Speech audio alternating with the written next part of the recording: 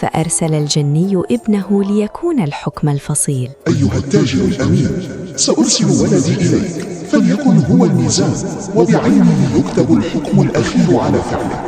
ووقف الصغير أمامه غضوباً كالسيل.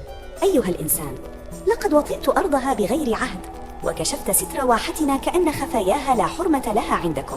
أنت ابن ذاك الجبار، إن كنت قد تأذيت فإني أطلب الصفح. لم أرك ولم أعلم بوجودك، كيف يحاسب المرء على ما لم يقصد؟